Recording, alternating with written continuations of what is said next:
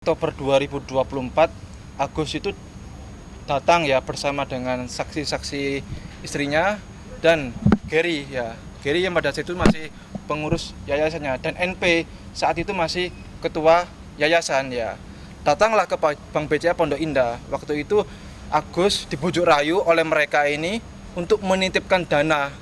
Dan nanti Agus kalau butuh apa-apa maka akan dalam kontrol Agusnya. Namun setelah uang tersebut dititipkan kepada yayasannya pada saat itu ketuanya adalah NP. Ya, artinya yayasan ini bertindak baik di dalam maupun di luar pengadilan untuk mewakili yayasannya itu. Ya, artinya apa? Setelah uang tersebut dititipkan, ya, tidak ada respon itikat baik ketika Agus butuh untuk pengobatan mata. Ya, tidak ada respon itikat baiknya.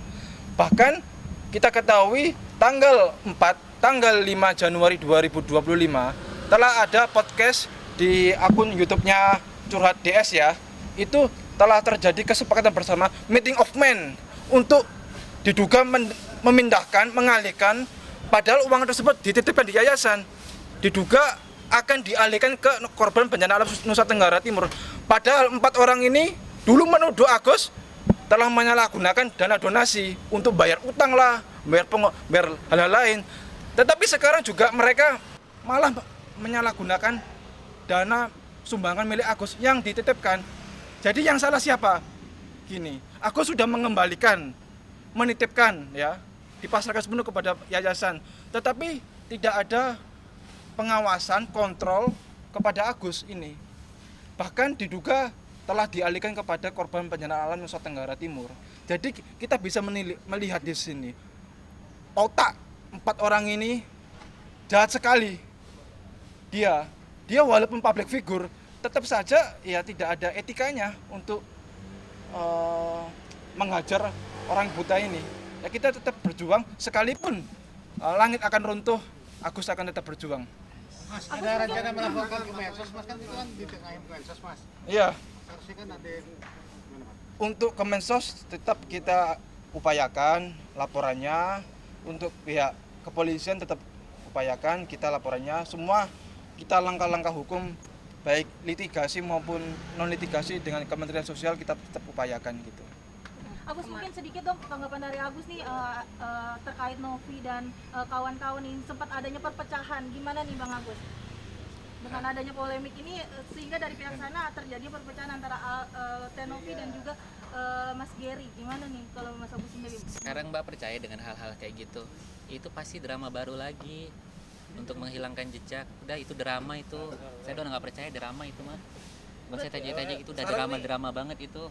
Enggak, jadi kami ini sama klien kami ini udah nggak mau ngurusin lagi perihal masalah kayak seperti itu ya. Urusan mereka, permainan Jadi drama kita fokus mereka kepada itu. persoalan hukumnya Betul. aja. Dan Agus sekarang adalah menuntut rakyat hak. Dan terakhir nih, sekarang kan lagi berjalan gugatan di Pengadilan Negeri Tangerang. Saya minta nih buat saudara PB yang selama ini berkoar-koar di media sosial sebagai kuasa hukum donatur, kami sebagai tim kuasa hukum dari Agus Salim ingin menantang bahwa PB ini untuk hadir di Pengadilan Negeri Tangerang karena memang kami sedikit meragukan terkait masalah kredibilitas dia sebagai pengacara, apakah benar atau tidak, karena sejauh ini PB juga belum hadir di Pengadilan Negeri Tangerang dan kami minta untuk PB di tanggal 22 ini untuk hadir dan serahkan berita acara sumpahnya beserta KTPA dia sebagai pengacara. Udah itu aja. Bang, bicara soal donasi ini Bang, kan itu ada 3 kesepakatan, itu donatur dari yayasan dan dari si Denny sendiri Bang. Ya kan poin dari kata mengirim uang itu ke NTP. Itu memang melanggar gak sih Bang, karena ada 3 kesepakatan cuman dari personal ya dugaan salahnya tidak ada kompromisi ke Agus yang merasa ada konteks pengobatan mata duit dia Bang. Gimana Bang? Gimana ya? Tapi tolong ini kayaknya harus disampaikan nih teman-teman. Karena beberapa kali juga saya ngomong nih perihal masalah balik lagi ya terkait masalah kesalahpahaman baik dari kementerian maupun dari para praktisi yang mungkin sekarang udah sering kita lihat bersama. Jadi gini saya jelasin bahwa terkait masalah penggunaan aturan Permensos nomor 8 tahun 2021 itu terkait masalah pengumpulan uang dan barang. Pertanyaannya di sini siapa yang mengumpulkan uang? Nggak ada. Baik Densu maupun yayasan dia sebagai bukan penyelenggara maupun yang bukan mengumpulkan uang. Jadi aturan mengenai penyelenggara pengumpulan uang dan barang tidak bisa diberlakukan dalam case Agus. Jadi memang kasus Agus. Jadi kita udah pernah ada contoh kejadian gini teman-teman. Dulu ada pernah cerita sumbangan soal anaknya almarhumah Vanessa Angel. Itu pernah terjadi dan itu uangnya dikumpulkan oleh ada saudara I. Nah itu dikumpulkan tapi ditegur nih. Lalu uang itu dikembalikan kepada atau dititipkan ke yayasan. Memang secara pribadi dia tidak boleh mengumpulkan uang. Tapi dalam konteks Agus, balik lagi nih teman-teman, uangnya ini tidak ada yang dikumpulkan. Uang ini tidak ada penyelenggara dan uang ini tidak dikumpulkan terhadap seorang ataupun badan hukum. Jadi uang rekeningnya langsung dari penyumbang ke rekening Agus. Jadi sebutan istilah donasi tidak dapat diterima, istilah donatur tidak dapat diterima. Karena donasi itu setiap orang yang mengumpulkan menyerahkan sebagian uangnya secara sukarela kepada badan hukum ataupun yayasan. Konteksnya ini Agus ini bukan kepada badan hukum yayasan nih. Jadi rekening dari penyumbang langsung ke rekening yayasan. Tolong sampaikan semua. Jadi kementerian juga harus melek di sini. Dalam kasus Agus memang kita butuh negara untuk membela Agus ataupun melindungi Agus. Karena semua tafsirnya dari awal ini semua sudah salah. Karena sampai sekarang pun yayasan menganggap bahwa diri dialah sebagai orang yang berhak untuk mengelola uang itu. Faktanya memang bukan yayasan lah sebagai pengelolanya, gitu aja. Maaf Bang, soal kata uang itu kata donasi, tapi kan ada kecewaan bahwa saat uang itu masuk dan disalahgunakan, itulah banyak berstatement kecewa dan akhirnya dilimpahkan lah ke sana. Gimana Bang? Nah sekarang gini, kalau bentuk kekecewaan balik lagi, apakah ada sidang etik terkait masyarakat yang ada di Indonesia? Nggak ada.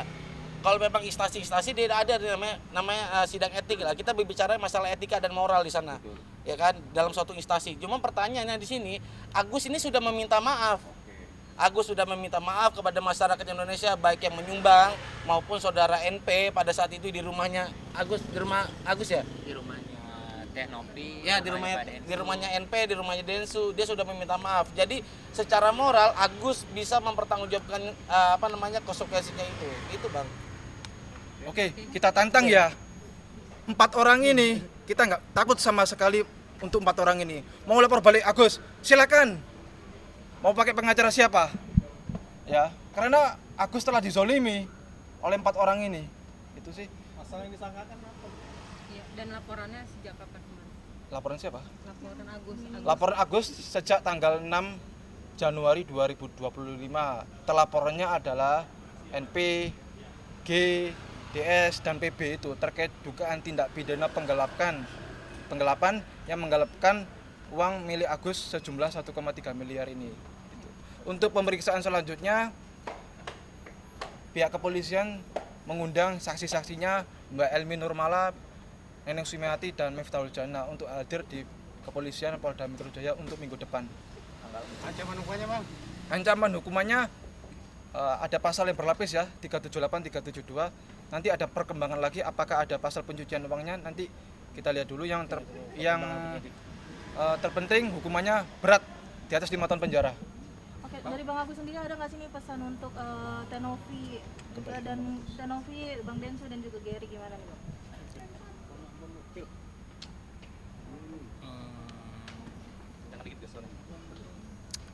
Ya paling kan pesannya, Kencengan dikit Bang, suaranya. ya paling kan pesan itu doang sih, jangan janji manis aja, udah itu aja sih. Minta faktanya aja, udah itu aja sih.